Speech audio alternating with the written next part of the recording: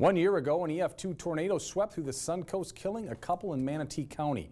SNN's Lyndon Blake spent time in Duet with the family who lost loved ones during that tragic storm. She's in the newsroom now with this exclusive story. Good evening, Lyndon. Good evening, Grant. Well, January 17th will always be a tragic day for the family of Katie and Steve Wilson.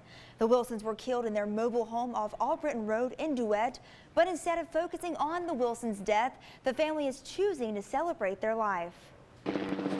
An EF2 tornado took Steve and Katie Wilson's life a year ago today, and time isn't healing the family's pain. There are no words to explain that feeling. You just can't. But instead of reliving the heartbreak, the Wilsons family and friends choose to celebrate Steve and Katie's life. We think about them every day. They were awesome. They were great people, and we think about them all the time. At the same spot where the mobile home was destroyed, the family gathered with close friends for a cookout. The Wilsons' daughter, Leah Hessinger, says the empty lot will always be the family's place. Well, if you knew anything about my parents, then you would know that this would be the only place to be. The Wilsons' 8-year-old granddaughter, Faith, was with them in the home the night the tornado hit. But despite the tragedy, Faith says her favorite memories will always be with her grandparents on Albritton Road. We really miss them so much, and they were like the best people in the world. Faith was injured during the tornado, but it could have been worse.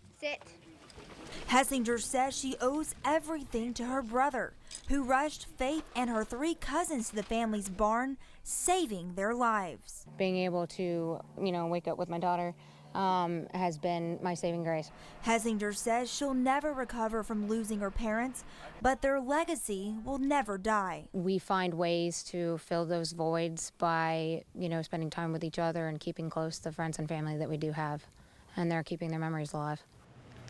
Hessinger says some family members are planning to get married on her parents' property out in Duet. So even though it's the site of the horrific tornado, the family still finds joy there.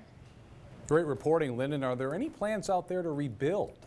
Well, right now the family just has a camper set up for the grandkids to play in, but the Wilsons' daughter called the property her parents' forever home. Grant, back to you. A touching story. Lyndon, thanks so much for that report.